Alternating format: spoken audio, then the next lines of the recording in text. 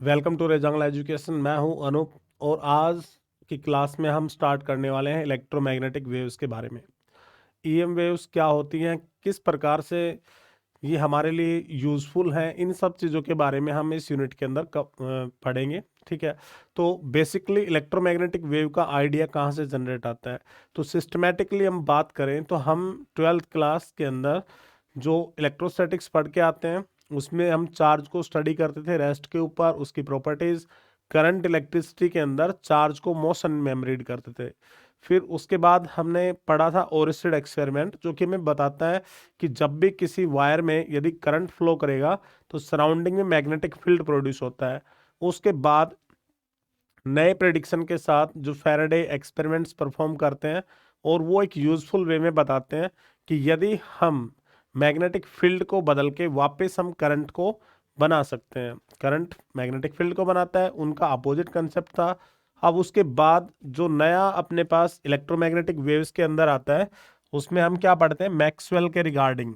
कि मैक्सवेल नाम से एक साइंटिस्ट था जिसने थ्योरेटिकली इस बात को प्रिडिक्ट किया था कि एक ऐसी वेव होनी चाहिए जिसके अंदर इलेक्ट्रिक और मैग्नेटिक फील्ड उस वेव को प्रोड्यूस करें, सस्टेन करने का काम करें। ठीक है, तो इनका जो एक्सपेरिमेंट था, जो मतलब इन्होंने जो सोचा वो एक थ्योरेटिकली इन्होंने बता दिया था कि भाई ऐसी वेव भी होगी जिसके अंदर दोनों जो इलेक्ट्रिक मैग्नेटिक फील्ड की वेरिएशंस होंगी वो उसको ऑसिलेट करवाते हुए चलेंगे।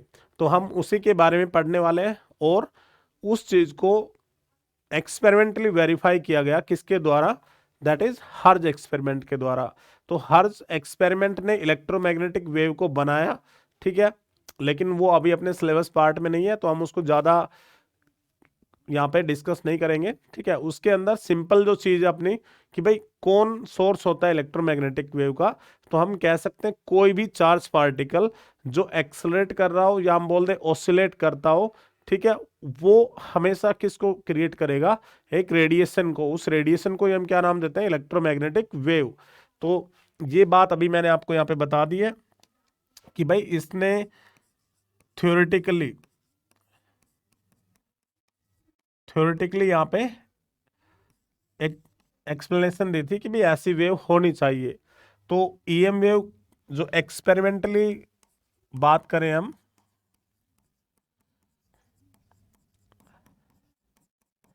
एक्सपेरिमेंटली ये प्रूव की गई बाय हर्ज एक्सपेरिमेंट।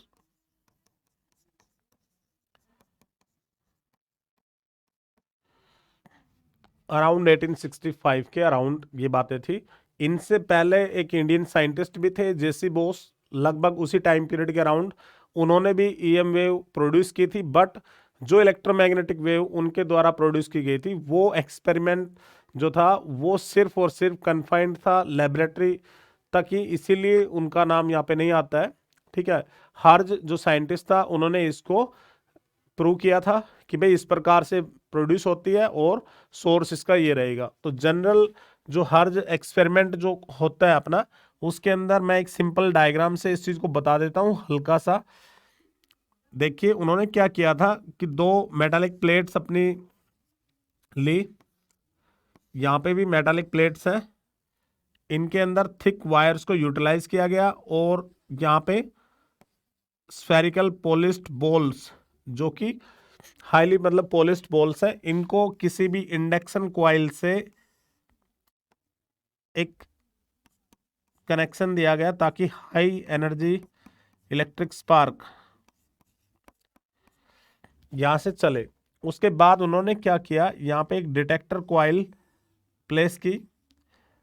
तो यहाँ पर जब जो गैप है इन दोनों स्फेरिकल बॉल्स के बीच में हाईली पॉलिश्ड, ये इंडक्टर और कैपेसिटर की तरह काम करती हैं। ठीक है, वो गैप मिनिमम रखा गया, जनरली 2-3 सेंटीमीटर।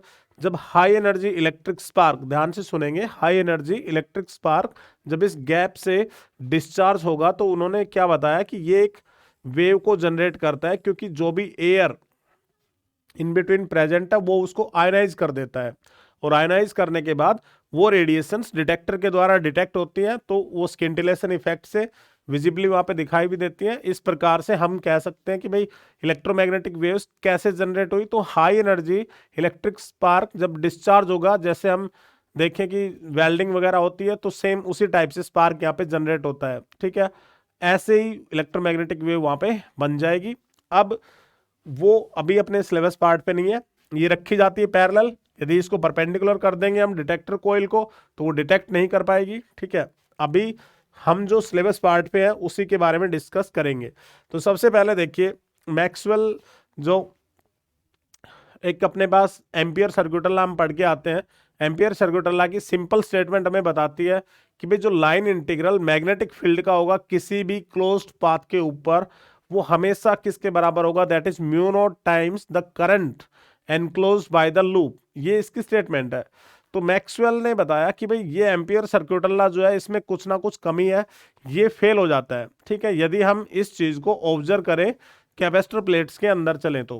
क्योंकि मैं यहाँ पे डायग्राम के अंदर देखता हूँ कि मान लो मैं इसमें बताता हूँ कि भाई ये मैंने एक असेंबली ली कि जो कैपेसिटर की जो प्लेट्स है, ठीक है, हम यहाँ पे दोबारा से एक छोटा सा डायग्राम बना लेते हैं।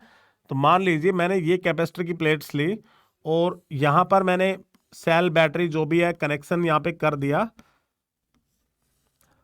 तो अभी यहाँ पे हम देखेंगे कि भाई बैटरी है अपना करंट छोड़ेगी और जो प्लेट्स हैं वो चार्ज होंगी, फ्रैक्शन ऑफ सेकंड के अंदर चार्ज हो जाती है। बट अभी हम देखें, यदि यहाँ पर हम देखें इस पॉइंट के ऊपर, तो यहाँ पे करंट जा रहा है, ठीक है। अब वो करंट है तो सोर्स रहेगा मैग्नेटिक फील्ड के लिए। लेकिन यदि मैं कैपेसिटर प्लेट्स के इन बिटवीन बात करता हूँ, तो यहाँ पे हम देखें गैप है। इसका मतलब जो कंडक्टर है दोनों टच नहीं है, क्योंकि हम पहले ही पढ़ के आते हैं कि भाई कैपेसिटर की प्लेट्स में क्या होता है, गैप। तो जब वहां पे गैप है तो करंट वहां पे जा नहीं सकता है, तो फिर मैग्नेटिक फील्ड कौन प्रोड्यूस करता है। तो इसी चीज के ऊपर मैक्सवेल ने काम किया और उन्होंने बताया कि भाई ये जो लॉ है आपका एम्पियर सर्कुलर लॉ, इसमें कुछ कमी है, ठीक है, आप इसको सही कीजिए, ठीक है। क्योंकि मैग्नेटिक फील्ड तो वहां पे भी आता है, तो फिर ये आ कहां से रहा है, उसका सोर्स कौन है। तो उस चीज को इन्होंने प्रूफ किया। तो जनरली जो टर्म हम यहाँ पे बोलते हैं मैक्सवेल का डिस्प्लेसमेंट करंट। अब डिस्प्लेसमेंट करंट नाम से ही डिस्प्लेस होगा, वो कैसे मतलब जनरेट हुआ इसके बारे में हम बात करेंगे। तो जनरली डिस्प्लेसमेंट करंट का मतलब क्या होगा, जो भी कैपेसिटर की जो प्लेट्स होती है उसके ऊपर चार्ज को डेवलप होने में भी टाइम लगेगा। इसका मतलब है कि वो वहां पर चेंजिंग जो इलेक्ट्रिक फील्ड है उसको बनाने का काम करता है, ठीक है। जो चार्जेस अपीयर होंगे तो उसको टाइम लगेगा, हल्का सा टाइम तो लगेगा, कि एकदम से तो मैक्सिमम होगा नहीं। तो इसीलिए हम कह सकते हैं कि जो प्लेट्स है उसके अक्रॉस चेंजिंग इलेक्ट्रिक फील्ड, ठीक है, वो लिंक हुआ, तो हम कहेंगे कि भाई चेंजिंग इलेक्ट्रिक फ्लक्स लिंक हो रहा है। इसका मतलब जो चेंजिंग इलेक्ट्रिक फ्लक्स है वो एक इलेक्ट्रिक करंट का काम कर रहा है, उसी करंट को हम क्या नाम देंगे, डिस्प्लेसमेंट करंट। और उसी करंट के द्वारा यहाँ पे मैग्नेटिक फील्ड बना। जैसे मैंने यहाँ पे दो अलग अलग लूप्स लिए, और ये जो भी लूप हमने फर्स्ट लूप यहाँ पे लिया, मान लीजिए कि इसकी जो रेडियाई है, मैं ले लेता हूँ कि इसकी रेडियाई हम यहाँ पे दिखा देते हैं R1। तो यहाँ पे मैं ले लेता हूँ इस लूप की जो रेडियाई है R2। तो जो मैग्नेटिक फील्ड फर्स्ट लूप के द्वारा हम देखें तो मैं इसकी वैल्यू निकाल सकता हूँ कि B1 एक स्ट्रेट कंडक्टर के लिए, ये डोम शेप मैंने लिया, तो स्ट्रेट कंडक्टर का मैग्नेटिक फील्ड कोई भी फाइनाइट डिस्टेंस के ऊपर, दैट इज 2πr1। तो ये अपना मैग्नेटिक फील्ड S1 रीजन के लिए मैंने बनाया। इसी प्रकार से यदि हम S2 रीजन के ऊपर जाते हैं तो रेडियस वेक्टर R2 हमने वहां पे लिया है, लेकिन वहां पर मैग्नेटिक फील्ड की प्रेजेंस 0 आनी चाहिए, क्योंकि वहां पे करंट नहीं है, कंटिन्यूटी नहीं है, ठीक है। तो करंट नहीं है तो फिर वो मैग्नेटिक फील्ड बनता किस चीज से है, तो उसी चीज के बारे में मैं आपको बता रहा हूं। वो करंट किसके द्वारा बना, दैट इज डिस्प्लेसमेंट करंट के द्वारा बना। और वो डिस्प्लेसमेंट करंट कैसे बना, तो हम कहेंगे कि भाई कैपेसिटर की प्लेट्स के बीच में इलेक्ट्रिक फ्लक्स चेंज होता है, ठीक है ना, चेंजिंग इलेक्ट्रिक फ्लक्स सोर्स रहेगा किसका, डिस्प्लेसमेंट करंट का। तो आपने इस चीज को समझना है। और इसी की जो मॉडिफाइड फॉर्म थी एम्पियर सर्कुलर लॉ की, उसके बारे में एक एक्सप्लेनेशन प्रोवाइड की गई मैक्सवेल के द्वारा। तो हम छोटी सी जो कैलकुलेशन करके आते हैं उसी से इसकी वैल्यू निकालेंगे। तो मैंने ये सरफेस S1 के लिए जैसे वैल्यू आपको बताई थी, अब सरफेस S2 के लिए हम चलते हैं, यदि साथ के साथ में कि सरफेस S2 के लिए यदि हम मैग्नेटिक फील्ड निकालेंगे तो वैल्यू अपने पास आनी चाहिए 0, ठीक है, बट ये जीरो नहीं होता है, वो नॉन जीरो रहता है। ठीक है, तो इसका मतलब वो जो मैग्नेटिक फील्ड बनता है वो किस करंट के द्वारा बना, तो उसी को हम क्या कहते हैं, डिस्प्लेसमेंट करंट। तो ये जो डिस्क्रिपेंसी हम कहते हैं या इनकंसिस्टेंसी थी एम्पियर सर्कुलर लॉ के अंदर, उसको मॉडिफाई किया किसने, मैक्सवेल ने। किस प्रकार से मॉडिफाई किया, उन्होंने बोला कि भाई ठीक है, आप स्टेटमेंट बताते हो कि लाइन इंटीग्रल मैग्नेटिक फील्ड और close path is equal to mu naught times current enclosed. तो वो जो करंट, आप उसको करंट सिंपल मत पढ़िए, उसको टोटल करंट बोलिए। और वो टोटल करंट हम दो प्रकार से लेंगे, एक अपना कंडक्शन करंट और एक अपना डिस्प्लेसमेंट करंट। इसका मतलब उन्होंने जो आई था उसको डिवीजन कर दिया टोटल को, और डिवीजन कैसे कर दिया भाई, कि इसको कंडक्शन करंट बना दिया और एक क्या बोल दिया, डिस्प्लेसमेंट करंट। तो कंडक्शन करंट कहां पे रहेगा, जहां पे वायर्स जो है कंप्लीट है अपनी, ठीक है ना, कंडक्टर है।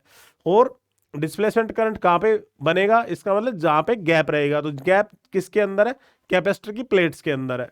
तो इसीलिए यहां पे जो आई टोटल था उसको हमने लिख लिया आई सी प्लस में आई डी। ठीक है, अभी जो डिस्प्लेसमेंट करंट था मैंने अभी आपको बताया किसके द्वारा प्रोड्यूस होता है, वेरिंग इलेक्ट्रिक फील्ड के द्वारा। ठीक है, जो इलेक्ट्रिक फ्लक्स जिसको हम बोल सकते हैं, तो इसकी वैल्यू मैं निकाल सकता हूं, आई डी किसके इक्वल आएगा, epsilon nought D phi by D T. यदि हम कैलकुलेशन करना चाहते हैं थोड़ा, तो हम यहाँ पे देखिए, जैसा कि हम पढ़ के आते हैं कि भाई कैपेसिटर की ये प्लेट्स होती है, तो प्लेट्स पे हम जब चार्जिंग होगी बैटरी के द्वारा, तो इसका मतलब एक प्लेट पे पॉजिटिव चार्ज, एक पे क्या आएगा, नेगेटिव चार्ज। तो हमने पढ़ा होता है कि इन दोनों प्लेट्स के बीच में जो इलेक्ट्रिक फील्ड होगा वो हमारे पास क्या हो गया, दैट इज सिग्मा बाई में एक्साइलन नोट। ठीक है, मैं अभी आईडी की वैल्यू आपको निकाल के बता रहा हूँ किस प्रकार से आएगी। तो हमने क्या पढ़ा होता है भाई, फ्लक्स किसके बराबर होगा, तो फ्लक्स होता है अपने पास line integral E dot D S. इस चीज को हम खोलें तो इलेक्ट्रिक फ्लक्स की वैल्यू हमारे पास क्या होगी, sigma by XL note into में जो डी एस, दैट इज हम लिख सकते हैं एरिया ऑफ प्लेट्स। तो मैं लिख सकता हूं कि भाई ये फ्लक्स अपने पास कितना आ गया, दैट इज सिग्मा होता है charge per unit area into area bye में एक्सएल नोट। तो एरिया से हम एरिया को कट कर सकते हैं। तो बेसिकली हम देख रहे हैं यहाँ पे कि जो फ्लक्स होगा वो किसके बराबर आ गया, that is Q by XL note. अब ये जो फ्लक्स है वो तो गॉस थ्योरम की बात आती है कि कोई भी जो फ्लक्स होगा, ठीक है, किसी भी क्लोज सरफेस के लिए, वो हमेशा क्या होगा, 1/एक्सएल टाइम्स द चार्ज एनक्लोज, यदि अपने को उसकी वैल्यू मालूम है तो। अभी इस इक्वेशन को हम करंट बनाने के लिए डिफ्रेंशिएट कर सकते हैं, क्योंकि हमें पता है कि भाई करंट क्या होता है, rate of flow of charge. तो इसीलिए मैं यहाँ पे क्या कर सकता हूँ कि क्यू की वैल्यू मैं लिख सकता हूँ, दैट इज एक्सएलन नोट इनटू 5। तो हम यहाँ पे क्या कर रहे हैं, इस इक्वेशन को डिफ्रेंशिएटिंग इट वी हैव। तो हम इसको डिफ्रेंशिएट करके क्या लिख सकते हैं, दैट इज डी बाई में D T of Q is equal to D by D T of epsilon nought into 5। तो अब यहां से जो D Q by D T है इसको मैं लिख सकता हूं current I. Secondly epsilon nought जो कांस्टेंट है उसको हम बाहर निकाल सकते हैं, तो चेंज कौन हुआ, तो दैट इज फ्लक्स। और वो फ्लक्स कौन सा है यहाँ पे, तो हम इसमें लिखेंगे electric flux, D phi E से मैं इसको डिनोट कर सकता हूं। ठीक है, तो ये जो करंट है इसी को हम क्या नाम देते हैं, डिस्प्लेसमेंट करंट। इतना पार्ट आपने याद रखना है। ठीक है, तो हमने क्या किया, आईडी की वैल्यू यहाँ पे बना ली है कि आईडी जो डिस्प्लेसमेंट करंट है वो किसके बराबर होगा, मैग्नीट्यूड फॉर्म के अंदर epsilon nought D phi E by D T. तो डी फाई क्या है, इलेक्ट्रिक फ्लक्स का बदलना। ठीक है, तो जब भी इलेक्ट्रिक फ्लक्स किसी रीजन में बदलेगा तो वो क्या क्रिएट करेगा वहां पे, डिस्प्लेसमेंट करंट को। अब इस पे क्वेश्चंस आते हैं कई बार कि भाई डिस्प्लेसमेंट करंट और कंडक्शन करंट जो कंटिन्यूटी की इक्वेशन होती है इसमें आप ध्यान देंगे क्योंकि टोटल करंट का हिस्सा है। ठीक है, तो जहां पर कंडक्शन करंट की वैल्यू है वहां पर डिस्प्लेसमेंट करंट कितना हो जाएगा, 0। मैग्नीट्यूड में दोनों क्या होंगे, बराबर। ठीक है, मान लीजिए मैं कहता हूं कि कंडक्टर की जो वायर है उसके ऊपर करंट जा रहा है 1.5 एम्पियर। अब कैपेसिटर की जो प्लेट्स हैं उनके बीच में कितना करंट होगा, तो आप उसको क्या लिखोगे, 1.5 एम्पियर। वो डिस्प्लेसमेंट वहां पे बन जाएगा। ठीक है, तो जहां पर कंडक्शन है वहां पे डिस्प्लेसमेंट की वैल्यू 0, जहां पे डिस्प्लेसमेंट करंट है वहां पे कंडक्शन की वैल्यू 0। ठीक है, इस चीज को आपने ध्यान रखना है। तो ये जो वैल्यू थी, अब इसी के बिहाफ के ऊपर जो मैक्सवेल ने modified form ampere circuital law की दी, ठीक है, ये जो मैंने यहाँ पे लिखा है वो क्या है, मॉडिफाइड फॉर्म है अपनी, ठीक है ना, इसको हम क्या बोलेंगे, ये अपने पास क्या होगी, मॉडिफाइड फॉर्म है।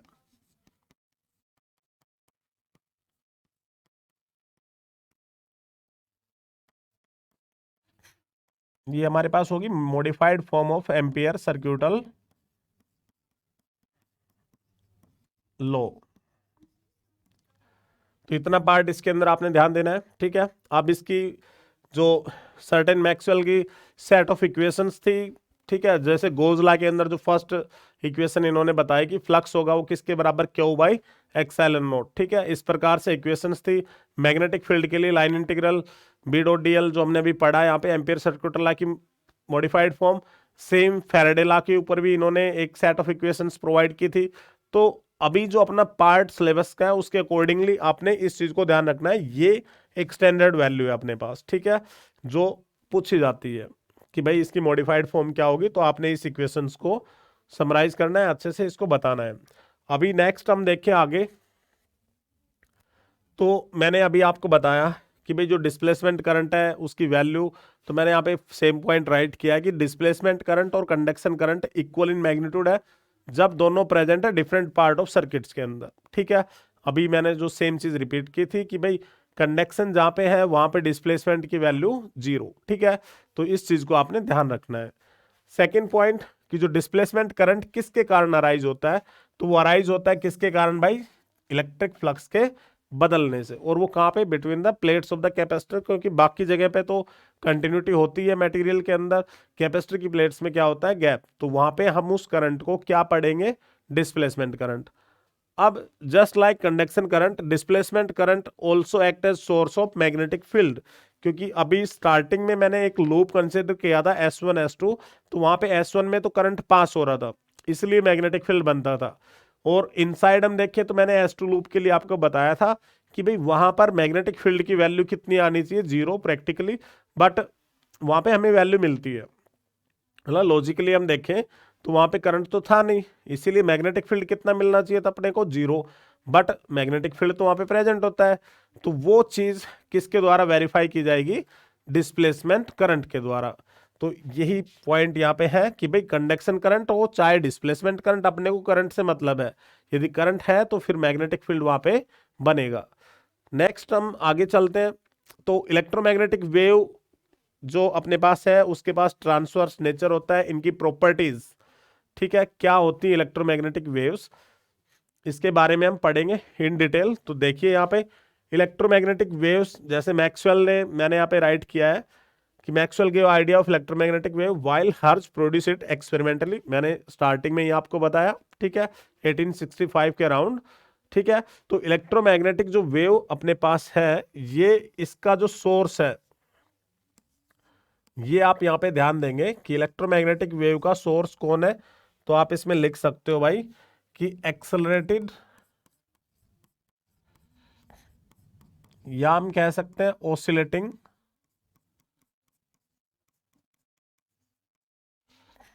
Electric charge.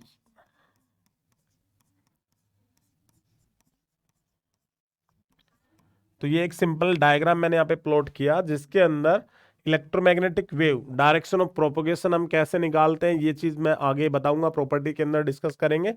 तो इसके अंदर इलेक्ट्रिक फील्ड, मैग्नेटिक फील्ड दोनों एक दूसरे को सस्टेन करने का काम करते हैं, एक दूसरे के परपेंडिकुलर है, also to the direction of propagation, ठीक है। तो ये जो चीज होती है हमें बताती है कि इलेक्ट्रोमैग्नेटिक वेव के पास क्या होता है, ट्रांसवर्स नेचर होता है, ठीक है। तो ये इसकी प्रॉपर्टी में आएगा अपने पास। अभी देखिए, तो सबसे पहले इलेक्ट्रोमैग्नेटिक वेव के अंदर हम चलते हैं, तो जैसा डायग्राम के अंदर मैं देखूं, ठीक है, डायग्राम के अंदर हम देखें तो मैंने इसको रिप्रेजेंट किया एज ए साइन वेव, तो ये साइन वेव के रूप में ही चलती है, ठीक है। तो इसीलिए हम क्या बोलते हैं, इलेक्ट्रोमैग्नेटिक वेव के अंदर साइनोसोडियल वेरिएशन होगी, किसकी, इलेक्ट्रिक फील्ड की एंड मैग्नेटिक फील्ड की, दोनों एक दूसरे के कैसे चलेंगे, perpendicular and also perpendicular to the direction of propagation. तो इस पॉइंट को हम आगे किस में बदल देते हैं कि भाई इसके पास कौन सा नेचर है, ट्रांसवर्स नेचर।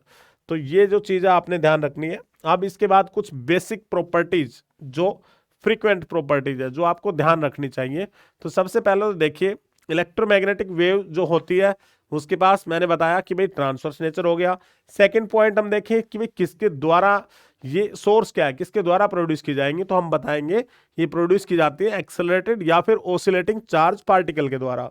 फिर उसके बाद हम देखें कि भाई इलेक्ट्रोमैग्नेटिक वेव्स को चलने के लिए कोई भी मटेरियल मीडियम की जरूरत नहीं पड़ती है। ठीक है, इसका मतलब ये इजीली वैक्यूम के अंदर अपने बहुत ही आसानी से सीधे चल सकती है। किसी भी मीडियम में जाएंगी तो इनकी किन प्रॉपर्टी के ऊपर बदलाव आएगा, इस पॉइंट को हमने ध्यान रखना है। किससे ट्रैवल करती है, तो ट्रैवल करती है with the speed of light. Secondly यदि मैं इसी के अंदर यहाँ पे देखूं कि यदि हम मीडियम के अंदर चले गए तो मीडियम के अंदर आपने ध्यान देना है यहाँ पे कि भाई फ्रीक्वेंसी जो थी अपनी वेव की रिमेन्स अनचेंज,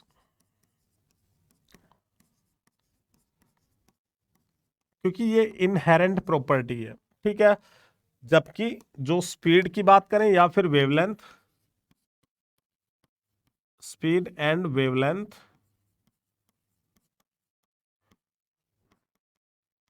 चेंजेस, वो दोनों फैक्टर क्या हो जाएंगे, बदल जाएंगे।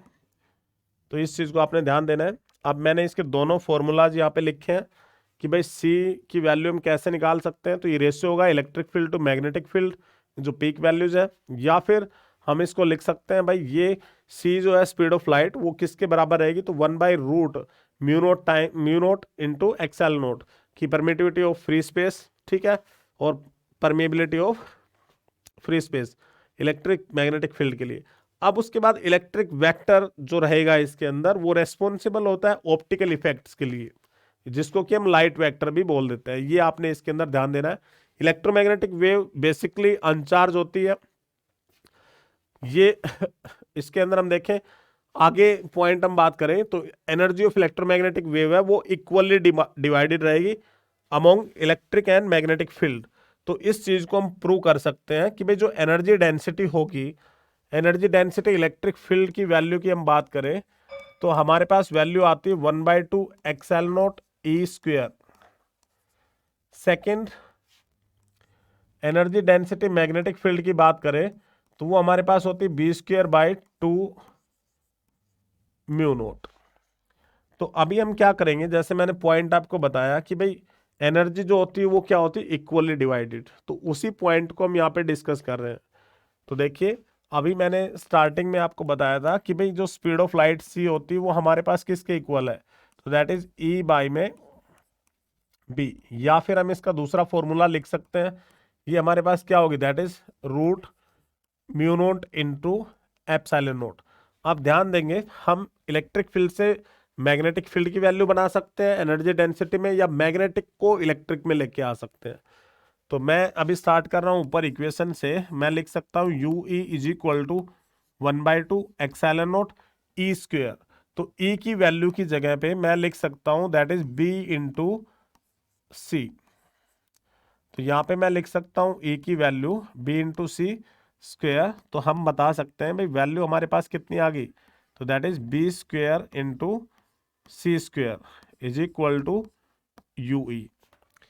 अभी जो c की वैल्यू है हमारे पास इक्वेशन में देखें तो हम यहां से इस इक्वेशन की वैल्यू इसमें इंसर्ट करेंगे और रिजल्ट को आगे बढ़ाने का काम करेंगे। तो देखिए 1/2 epsilon nought B square into 1/रूट mu note into epsilon nought square.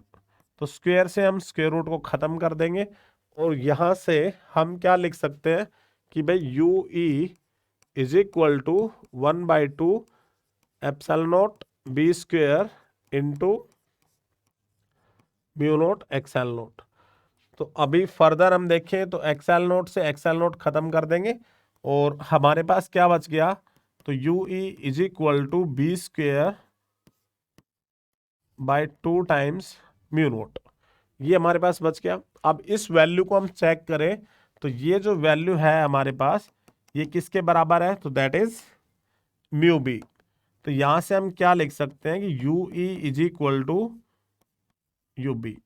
ठीक है, और यही पॉइंट हमने पढ़ना था कि भाई इस चीज को हम क्या बोलते हैं कि एनर्जी क्या हो गई, इक्वली डिवाइडेड। तो मैं लिख सकता हूं कि that is energy of EM wave is divided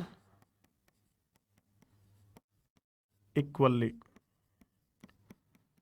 among electric and magnetic field।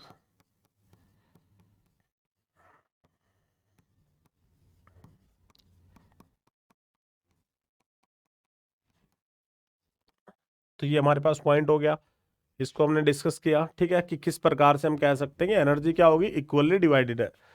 Next उसके बाद मूव करते हैं आगे। तो अभी हमारे पास जो पॉइंटिंग वेक्टर होता है, तो पॉइंटिंग वेक्टर को समझेंगे। पॉइंटिंग वेक्टर में बताता है एनर्जी के फ्लो के बारे में, कि कितनी एनर्जी किसी भी यूनिट एरिया के अंदर से क्रॉस करके जा रही है, उसको हम क्या बोलते हैं, पॉइंटिंग वेक्टर।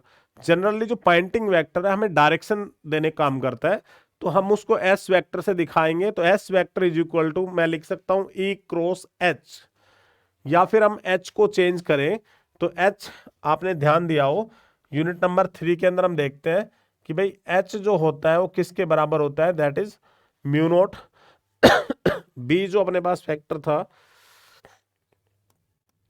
जो मैग्नेटिक फील्ड अपने पास होता है, B is equal to mu naught into H. जैसे अभी इसको समराइज करते हैं, क्योंकि हम पढ़ के आते हैं magnetic field due to solenoid किसके इक्वल होता है, B equal to mu nought N I. तो number of turns of amperes जो करंट होता है उसको हम क्या बोलते हैं, मैग्नेटाइजिंग फोर्स एच। तो इसीलिए हम इस चीज को हटा के क्या लिख देते हैं, एच। तो मैंने यहाँ पे क्या किया, एच की वैल्यू रखी, तो मैं लिख सकता हूँ E cross B by mu nought. तो यदि अपने को इलेक्ट्रिक फील्ड की और मैग्नेटिक फील्ड किस डायरेक्शन के अंदर है ये हमें पता है, तो हम वहां पर इलेक्ट्रोमैग्नेटिक वेव की डायरेक्शन निकाल सकते हैं।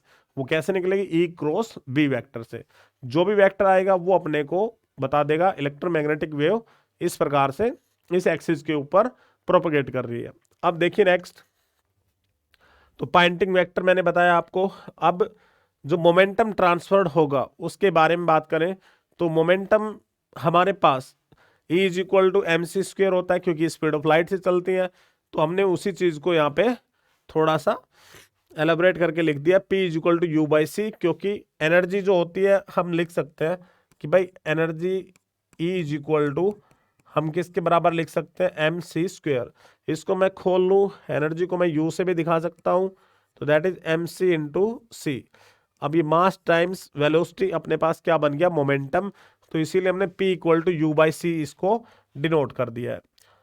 अब नेक्स्ट यहाँ पे छोटे मोटे क्वेश्चंस जैसे बन जाते हैं कि मान लो ये कोई भी एक सरफेस है रेडिएटिंग, जो परफेक्टली रिफ्लेक्टिंग सरफेस है, ठीक है, उसके ऊपर यदि कोई वेव आके गिरती है, ठीक है, तो मोमेंटम कितना ट्रांसफर करेगी, परपेंडिकुलरली यदि गिरती है, तो उस केस में हम लिखेंगे यहां पर कि यदि परफेक्टली रिफ्लेक्टिंग सरफेस है,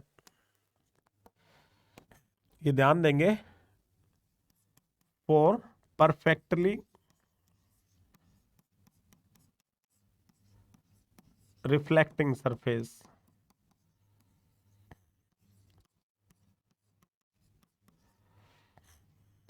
जो मोमेंटम ट्रांसफर्ड होगा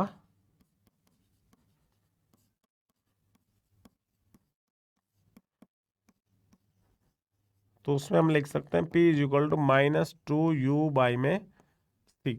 ठीक है, यदि एंगल के ऊपर गिरेगी तो minus two you cos theta by में सी, इतना आपने इसमें ध्यान रखना है। Next, intensity of electromagnetic wave. तो इंटेंसिटी जनरली फोकस से हम रिलेट कर सकते हैं, कितनी एनर्जी किसी भी एरिया पर यूनिट टाइम गिरी है उसको हम क्या बोलते हैं, इंटेंसिटी। तो इसका मतलब मैं कह सकता हूँ नंबर ऑफ फोटोन्स जो किसी भी यूनिट एरिया के ऊपर गिरेंगे इन यूनिट टाइम क्या बोली जाएगी अपने पास, इंटेंसिटी। तो इसीलिए हमने यहाँ पे क्या दिखाया कि एनर्जी एक फोटोन की किसकी इक्वल होती है, एच न्यू। तो नंबर ऑफ फोटोन्स गिरेंगे तो हम क्या लिख सकते हैं, total energy N H nu. तो इंटेंसिटी क्या हुई, कितनी energy upon area into time. तो इसीलिए अपने पास फॉर्मूला आ गया कि इंटेंसिटी ऑफ ईएम वेव किसके द्वारा मिलती है अपने को, NH new by area into time. Next factor electromagnetic spectrum, क्योंकि ये जो स्पेक्ट्रम है इसकी एप्लीकेशंस इंपॉर्टेंट रहेंगी। इसमें आपने याद करना पड़ेगा फ्रीक्वेंसी या फिर वेवलेंथ को, उसी के अकॉर्डिंगली हम इसको अच्छे से जान पाएंगे। अब इलेक्ट्रोमैग्नेटिक स्पेक्ट्रम होता क्या है, तो इलेक्ट्रोमैग्नेटिक स्पेक्ट्रम के अंदर जो रेडिएशंस होती हैं उनको एक ऑर्डरली अरेंज कर दिया गया है अकॉर्डिंग टू देयर वेवलेंथ बोल दिया जाए या फिर फ्रीक्वेंसी के अकॉर्डिंग। जैसे अब हम बात करें, रेडियो वेव्स होती है अपने पास, माइक्रोवेव्स होती है, इंफ्रारेड रेडिएशंस होती हैं, ठीक है, ultraviolet, x raise, gamma ray, जैसे वेरियस रेडिएशंस हैं अपने पास। तो ये रेडिएशंस में क्या चीज डिफर करती है, तो हर एक की हम देखें वेवलेंथ या फ्रीक्वेंसी डिफरेंट डिफरेंट है। तो उसी के अकॉर्डिंग जो इंक्रीजिंग या फिर डिक्रीजिंग ऑर्डर के अंदर जो ऑर्डरली पैटर्न होगा उसी को हम क्या बोल देते हैं, इलेक्ट्रोमैग्नेटिक स्पेक्ट्रम। तो जैसे यहाँ पे हम डायग्राम के अंदर चलते हैं और इससे समझने का काम करते हैं।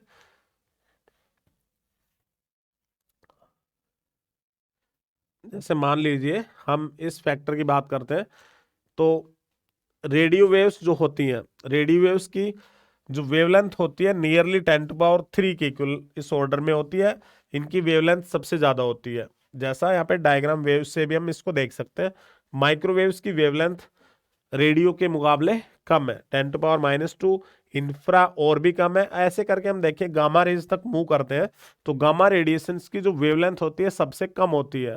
जिनकी वेवलेंथ सबसे कम होगी उनकी फ्रीक्वेंसी क्या हो जाएगी, सबसे हाई। तो अभी आप इसको अच्छे से बता सकते हो कि भाई गामा रेडिएशंस की यदि वेवलेंथ मिनिमम है तो फ्रीक्वेंसी क्या होगी उनकी, हाई। तो जब फ्रीक्वेंसी हाई तो हम बोलेंगे पेनिट्रेटिंग पावर भी गामा रेडिएशंस की क्या होगी, हाई होगी। ठीक है, अभी देखिए, तो जनरली जो रेडियो वेव्स होती है इसका अप्रोक्सीमेट हम स्केल ऑफ वेवलेंथ देखें तो बिल्डिंग का जो साइज है वो रेडियो वेव्स लगभग इतनी वेवलेंथ उनकी होती है। माइक्रोवेव्स जैसे यहाँ पे माइक्रोवेव्स है, humans, butterflies, infrared radiations, visible radiations के अंदर प्रोटोजोआ वगैरह, ये इस प्रकार से अलग अलग हम इसमें बता सकते हैं। गामा रेडिएशंस, एटॉमिक न्यूक्लियाई, इस पार्ट के ऊपर चला जाएगा। एटम्स के लिए हम देखें तो एक्स रेज वगैरह। तो ये एक ऑर्डरली अरेंजमेंट यहाँ पे, फ्रीक्वेंसी के अकॉर्डिंग भी आप इसको ध्यान रख सकते हो कि हम देखें रेडियो की फ्रीक्वेंसी 10⁻⁴, माइक्रो 10⁻⁸ के अंदर है अपने पास, इंफ्रारेड रेडिएशन 10⁻12 और विजिबल जो हम देख पाते हैं 10⁻15 फ्रीक्वेंसी ऑलमोस्ट, अल्ट्रावायलेट रेडिएशन 10⁻16, इसी प्रकार से एक्स रेज अपने पास 10⁻18 और गामा रेडिएशन 10⁻20। अब कुछ जनरल यहाँ पे यूजेस है, जैसे गामा रेडिएशंस जो होती हैं वो कहाँ पे यूटिलाइज की जाती हैं, तो उनका हम कैंसर ट्रीटमेंट वगैरह, इसके अंदर रेडियोथेरेपी और मेडिकल पर्पस वगैरह के लिए इनके बहुत सारे यूजेस होते हैं, स्टरलाइजिंग वगैरह करने के लिए। तो अभी हम इनके यूजेस पढ़ेंगे, ठीक है, वन बाय वन हम इसको डिस्कस करेंगे। तो जैसे सबसे पहले अपने पास आती है रेडियो वेव्स और माइक्रोवेव्स। तो रेडियो वेव, माइक्रोवेव कैसे प्रोड्यूस होती हैं, तो कोई भी ऑसिलेटिंग इलेक्ट्रिक सर्किट्स होते हैं उनके द्वारा रेडियो और माइक्रोवेव्स प्रोड्यूस की जा सकती हैं। जनरली माइक्रोवेव्स की बात करते हैं तो कैल्स्ट्रॉन वाल्व्स वगैरह होते हैं, उनके द्वारा माइक्रोवेव्स प्रोड्यूस होती हैं। अब इनकी एप्लीकेशंस हमारे लिए इंपॉर्टेंट होती है क्योंकि एप्लीकेशन बेस्ड क्वेश्चंस अपने आते हैं। तो मैंने सिर्फ वही एप्लीकेशंस यहाँ पे चूज किए हैं जो एग्जाम ओरिएंटेड है। जैसे हम रेडियो वेव्स की बात करते हैं कि भाई रेडियो वेव्स कहाँ पे यूटिलाइज होती हैं, तो जनरली जो वायरलेस कम्युनिकेशन है, टीवी रेडियो सिग्नल्स होते हैं वो रेडियो वेव्स के द्वारा ट्रांसमिट किए जाते हैं। या फिर हम इसके अंदर रेडियो एस्ट्रोनॉमी वगैरह जो होती है वो भी रेडियो वेव्स के द्वारा ही हो पाती है। इसमें यही दो अपने यूजेस फ्रीक्वेंट होते हैं। माइक्रोवेव्स के अंदर माइक्रोवेव ओवन, माइक्रोवेव जो ओवन होता है जिस कुकिंग पर्पस के लिए हम इसको यूज करते हैं, या फिर जो बॉल्स वगैरह होती है, क्रिकेट बॉल, उनकी स्पीड वगैरह को चेक करने के लिए भी इसको यूटिलाइज किया जाता है माइक्रोवेव्स को। लॉन्ग डिस्टेंस जो कम्युनिकेशन होता है उसमें भी यूज होता है, अलाइनमेंट के लिए भी यूज होता है, alignment of rails on tracks, कि भाई प्रॉपरली अलाइंस है नहीं है रेल जो ट्रैक के ऊपर, उससे भी माइक्रोवेव्स के द्वारा ही वो चेकिंग की जाती है। दूसरा जो स्पीड ऑफ बॉल्स होती है वो भी माइक्रोवेव्स के द्वारा जांची जाती है। तो ये कुछ फ्रीक्वेंट अपने यूज है रेडियो और माइक्रोवेव्स के। सिमिलर वे में हम आगे चलते हैं। तो आगे देखिए यहाँ पे इंफ्रारेड रेडिएशंस होती है, उसके लिए सोर्स की बात की जाए तो सोर्स कोई भी ऑब्जेक्ट जो हॉट ऑब्जेक्ट हॉट बॉडी है वो इंफ्रारेड रेडिएशंस को एमिट करने का काम करती है। जनरली जैसे हम इसमें देखें तो लेजर जो होती है या फिर नॉनस लैंप जो होता है वो भी इंफ्रारेड रेडिएशंस छोड़ता है। इनको हम हीट वेव भी बोल देते हैं। जो हीटिंग इफेक्ट प्रोड्यूस करती है इनको हम क्या बोल देते हैं, हीट वेव्स। जैसे हम धूप निकलती है तो हम बाहर खड़े होते हैं तो वो जो इफेक्ट है वो हम उसको फील करते हैं, टेम्परेचर को वो इंफ्रारेड रेडिएशंस के द्वारा महसूस करते हैं। इसकी जो एप्लीकेशंस आती है मोस्ट इंपॉर्टेंट है, बहुत सारी एप्लीकेशंस इसके अंदर रहती हैं। जैसे सबसे पहले जो अर्थ को एक प्रकार से लाइफ को सस्टेन करने के लिए अर्थ के ऊपर इंफ्रारेड रेडिएशंस बहुत ही यूजफुल है। क्योंकि यदि ये इंफ्रारेड रेडिएशंस इतना वो नहीं होता तो हम यहाँ पे जो जीवन है वो पॉसिबल नहीं हो पाता, दिक्कत होती है हमें। क्योंकि इनकी वेवलेंथ जो होती है वो शॉर्ट वेवलेंथ है। तो इसीलिए क्या होती है इंफ्रारेड रेडिएशंस जैसे अर्थ के ऊपर जो भी एनर्जी गिरेगी तो अर्थ भी रेडिएशंस को एमिट करेगी। अब ये जो रेडिएशंस एमिटेड बाय अर्थ है वो हमारे एटमॉस्फेयर के अंदर ही ट्रैप होकर रह जाती है। इसीलिए इससे क्या होता है हमारा जो टेम्परेचर है अर्थ का वो इतना ज़्यादा नहीं गिर पाता। ठीक है, और यहाँ पे हम इजीली सरवाइव कर जाते हैं। नेक्स्ट अपने पास जो सोलर वाटर हीटर या कुकर्स हैं उनके अंदर भी इंफ्रारेड रेडिएशंस यूटिलाइज की जाती हैं वेदर फोरकास्टिंग के लिए। जो अनुमान वगैरह बताए जाते हैं वेदर के अंदर उनमें इसको यूटिलाइज किया जाता है। फोटोग्राफ डूरिंग फॉग, या आपने देखा हो कभी भी आप स्टूडियो वगैरह जाते हैं तो उस टाइम पे जो आर्क जो लैंप्स होते हैं हेलोजन लैंप्स वगैरह यूटिलाइज किए जाते हैं फोटोग्राफर के द्वारा ताकि क्लियर फोटो आए। ठीक है, जनरली जैसे कोई भी फंक्शन पार्टी मैरिज वहाँ पे हम देखते हैं कि भाई वो फॉग लैंप्स जो होते हैं उनको यूटिलाइज करते हैं। तो इससे क्या होता है क्लियर फोटोग्राफी के लिए ये यूटिलाइज किए जाते हैं ताकि कोई भी फॉग स्मोक वहाँ पे ना दिखाई दे, फोटो क्या है एकदम से क्लीन क्लियर। नेक्स्ट यहाँ पे इनको यूज किया जाता है मॉलिक्यूलर स्ट्रक्चर या फिर प्योरिटी ऑफ केमिकल्स के लिए। ठीक है, प्योरिटी भाई केमिकल जो है बिल्कुल प्योर है नहीं है उस चीज़ की जांच करने के लिए यूटिलाइज किया जाता है। उसके बाद प्रोड्यूसिंग डिहाइड्रेटेड फ्रूट्स। तो डिहाइड्रेटेड फ्रूट्स जैसे अपने बेर वगैरह होते हैं या फिर हम बात करें किशमिश वगैरह, ये सब ये जो डिहाइड्रेशन किया जाता है वो दोनों प्रकार से किया जाता है। एक तो हम उसको नेचुरली कर सकते हैं सन के द्वारा या फिर मशीनों के द्वारा भी हम कर सकते हैं। ठीक है, तो जो डिहाइड्रेटेड फ्रूट्स जो भी आप कंज्यूम करते हो खजूर वगैरह ये सब चीज़ें ये अपने क्या होते हैं डिहाइड्रेटेड फ्रूट्स बनाए जाते हैं इंफ्रारेड रेडिएशंस को यूज करके। अब उसके बाद नेक्स्ट जो यूजफुल एप्लीकेशन है ट्रीट मस्कुलर स्ट्रेन। जैसे हम देखते हैं कई बार हमारी जो मसल्स हैं वो पुल अप हो जाती हैं, जनरली जो स्पोर्ट्स के खिलाड़ी होते हैं उनके साथ ऐसा फ्रीक्वेंट होता रहता है, आपने देखा भी होगा। तो उन मसल्स को रिलीव करने के लिए जो भी स्ट्रेस आया उसमें हम क्या करते हैं इंफ्रारेड रेडिएशंस को डॉक्टर यूज करता है। ठीक है, ताकि उसको हीट के द्वारा मसल्स को क्या किया जाए रिलीव किया जाए। इसी प्रकार से ये जो मोस्ट यूजफुल एप्लीकेशन है कि जो भी सैटेलाइट्स लॉन्च की जाती हैं ठीक है उनको पावर कहाँ से मिलेगी, तो वो power infrared radiations electrical energy वहाँ पे प्रोवाइड करने के लिए यूटिलाइज की जाती हैं। ठीक है, जो भी मान लीजिए अपने जो भी स्पेस मिशंस होते हैं तो उसके अंदर इलेक्ट्रिकल एनर्जी का सोर्स ये रहेंगी वहाँ पे। ठीक है, तो ये आपने ध्यान देना है, ये इसकी यूजफुल एप्लीकेशंस थी। नेक्स्ट उसके बाद अल्ट्रावायलेट रेडिएशंस होती हैं तो वो कैसे प्रोड्यूस की जाती हैं, तो generally ultraviolet radiations arc lamps के द्वारा प्रोड्यूस की जाती है। इसके बहुत सारे एप्लीकेशंस हैं, जैसे यहाँ पे कुछ जो मेन पॉइंट है कि मिनरल सैंपल्स को चेक करने के लिए मॉलिक्यूलर स्ट्रक्चर को स्टडी करने के लिए आरओ वाटर प्योरीफायर में इसका यूज़ किया जाता है।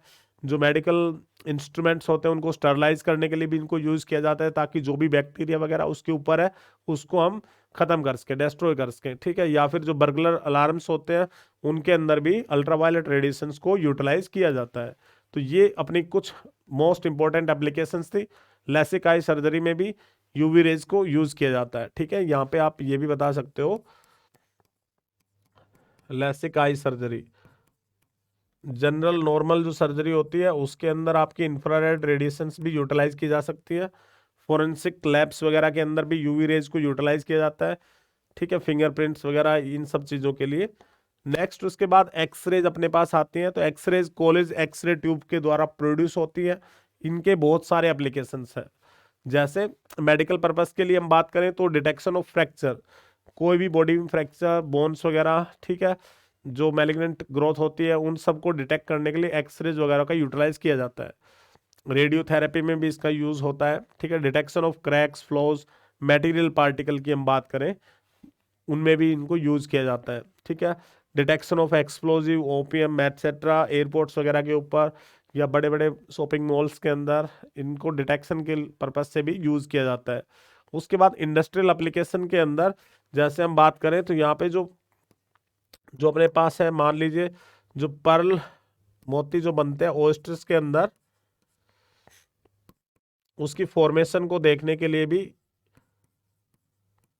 कि भाई वो प्रॉपरली बन गए नहीं बने हैं, जो भी पर्ल है उसकी कंप्लीट फॉर्मेशन हुई या नहीं हुई, उसको जांचने के लिए हम एक्सरेज को यूटिलाइज करते हैं। सेकेंडली अपने पास जो साइंटिफिक रिसर्च है उसके अंदर भी एक्सरेज यूटिलाइज की जाती हैं। अब नेक्स्ट अपने पास जो लास्ट आती है गामा रेडिएशंस। तो गामा रेज जो होती है, मैंने बताया था कि इनकी पेनेट्रेटिंग पावर सबसे ज़्यादा होती है क्योंकि इनकी फ्रीक्वेंसी ज़्यादा है।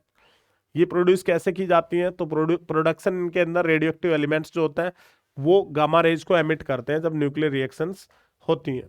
जनरली इनको कहाँ पे यूज़ किया जाता है? तो जैसे कैंसर वगैरह सेल्स को ट्रीट करने के लिए, ट्यूमर वगैरह है उसको ख़त्म करने के लिए इनको यूटिलाइज किया जाता है, ठीक है। उसके बाद जो भी फूड स्टफ है, यदि अपने को शॉर्ट पीरियड के लिए उसको प्रिजर्व करना है तो वहां पर हम अल्ट्रावायलेट रेडिएशन को यूटिलाइज करते हैं। यदि हम उसी पार्ट को लॉन्गर पीरियड्स के लिए अपना प्रिजर्व करना चाहते हैं तो हम वहाँ पे क्या यूज़ करते हैं? Gamma radiations. उसके बाद हम इसमें कह सकते हैं कि ये प्रोड्यूस करती है न्यूक्लियर रिएक्शंस को ट्रिगर करने के लिए भी गामा रेज यूटिलाइज की जाती हैं क्योंकि मोस्ट एनर्जेटिक है। किसी भी क्रिस्टल स्ट्रक्चर के ऊपर गिरेंगी तो वहाँ से इजीली इलेक्ट्रॉन्स को लिबरेट कर देती है, तो रिएक्शन स्टार्ट करने के लिए की जाती है।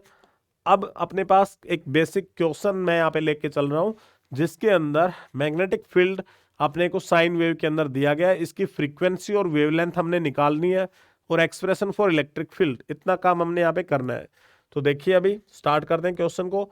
सबसे पहले जो जनरल इक्वेशन है, अभी मैग्नेटिक फील्ड में अपने को इक्वेशन गिवन है, तो इक्वेशन को हम इस प्रकार से लिख सकते हैं, B is equal to B naught sine omega T plus minus K X. ये एक जनरल इक्वेशन अपने पास होती है, ठीक है। अभी देखिए अपने को जो गिवन है उसको हम यहाँ से रिलेट करेंगे और रिलेट करके हम इनकी वैल्यू को एस्टिमेट करेंगे। तो मैं यदि इस इक्वेशन से रिलेट करता हूँ तो मैं लिख सकता हूँ कि भाई बी नोट अपने पास कितना है, दैट इज 2 इंटू 10⁻⁻7 के इक्वल है। सेकेंड ओमेगा टी जो फैक्टर है हमारे पास, ओमेगा टी अपने पास गिवन है ऊपर 1.5 10⁻11 टी, ठीक है। जहाँ पे टाइम है उसको टाइम से कर देंगे, ठीक है। और एक्स या फिर वाई या फिर जेड इस प्रकार से, तो के एक्स के वाई के जेड अपने को इस प्रकार से इक्वेशन मिल सकती है। तो फिलहाल एक्स एक्सिस के ऊपर थी तो मैं लिख सकता हूँ के एक्स की वैल्यू अपने को गिवन दी 0.5 इंटू 10⁻³ एक्स। अब ये सारी वैल्यूज होगी, इन्हीं से हम ये पूरा इक्वेशन अपनी जो भी अपने से पूछा गया उसको एस्टिमेट कर सकते हैं। तो देखिए सबसे पहले यदि मैं यहाँ से देखूँ तो टाइम से मैं टाइम को कट कर सकता हूँ, ओमेगा क्योंकि अपने को फ्रीक्वेंसी निकालनी है तो ओमेगा हमारे पास आ गई 1.5 10⁻11। अपने को चाहिए लीनियर फ्रीक्वेंसी, तो लीनियर फ्रीक्वेंसी के अंदर मैं लिख सकता हूँ ओमेगा का रिलेशन होता है 2π nu equal to same value. तो मैं कह सकता हूँ कि न्यू अपने पास आ गया 1.5 10⁻11 बाई 2π, तो 2π दैट इज 3.14। इसको हम कैलकुलेट करेंगे और यहाँ से हम फ्रीक्वेंसी की वैल्यू को बना सकते हैं, ठीक है। नेक्स्ट उसके बाद के एक्स फैक्टर से हम देखें तो मैं एक्स से एक्स को कट कर सकता हूँ। के जो फैक्टर होता है इसकी वैल्यू इक्वल होती है that is 2π by lambda is equal to 0.5 10⁻3। अपने को लैम्डा की वैल्यू चाहिए तो that is 2π divide by 0.5 into 10⁻3। अब इस वैल्यू को हम यहाँ पे सिंप्लीफाई कर लेंगे तो 3.14 एग्जैक्टली यदि हम इसको निकालना चाहते हैं तो -3 और 0.5 के मैं पॉइंट हटाता हूँ इंटू 10, तो यहाँ पे मल्टीप्लाई वगैरह करके हम लिख सकते हैं कि जो वेवलेंथ अपने पास आएगी उसकी वैल्यू किसके बराबर होगी, तो दैट इज मैं लिख सकता हूँ लैम्डा इक्वल टू, तो 3.414 जो है अपने हमने मल्टीप्लाई करना है 4 से, तो मैं लिख सकता हूँ 12.56 इंटू 10⁻³ मीटर। ये अपनी वेवलेंथ हो गई है। यहाँ से हम इसकी वैल्यू निकाल सकते हैं, दैट इज फ्रीक्वेंसी। ठीक है, अब सिमिलर यदि अपने को इलेक्ट्रिक फील्ड की वैल्यू चाहिए तो मैंने आपको रिलेशन बताया था भाई E/B इज इक्वल टू किसके होगा, C। तो मैं इसको E0/B0 भी लिख सकता हूँ। तो बेसिकली अपने को E0 की वैल्यू चाहिए, तो मैं लिख सकता हूँ that is B0 into C।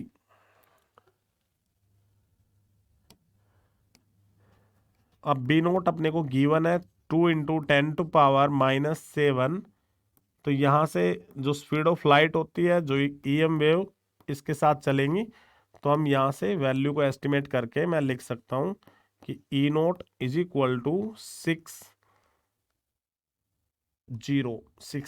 क्योंकि एक 10 की पावर अपने पास बचती है, -7 थी अपने पास, पॉजिटिव 8 में से हटाएंगे तो 1 पावर बचेगी, तो 326 और 10 से मल्टीप्लाई करेंगे तो 60 न्यूटन पर कूलम या वोल्ट पर मीटर। अब ये फ्रीक्वेंसी वेवलेंथ हमने दोनों वैल्यू एस्टिमेट कर ली यहाँ पर। ठीक है, ये जो फ्रीक्वेंसी अपने पास हर्ट्ज के अंदर हो जाएगी, जैसे हमने यहाँ पे ये वैल्यू निकाली है फ्रीक्वेंसी की, इसी प्रकार से इलेक्ट्रिक फील्ड की वैल्यू और अपने पास वेवलेंथ की वैल्यू। अब इस इक्वेशन को हमने यदि राइट करना हो in terms of electric field, तो इलेक्ट्रिक फील्ड के लिए हम इक्वेशन को लिख सकते हैं E इज इक्वल टू, अपने पास था 60, जो वैल्यू आई थी साइन, और इक्वेशन को देखते हैं तो 0.5 into 10⁻³ x plus 1.5 into 10⁻11 t, ये अपनी इलेक्ट्रिक फील्ड के अंदर वैल्यू होगी है। ठीक है, तो ये पार्ट हमने देखा, इसकी एप्लीकेशंस आपने अच्छे से एक बार वापस से समराइज करनी है, वो इम्पोर्टेंट रहेंगी, इसको आप पढ़िए, और कोई भी डाउट है किसी भी टॉपिक के अंदर तो आप बताइए। ये इलेक्ट्रोमैग्नेटिक वेव आप इसको स्टार्ट से लेकर लास्ट तक अच्छे से पढ़ने का काम कीजिए।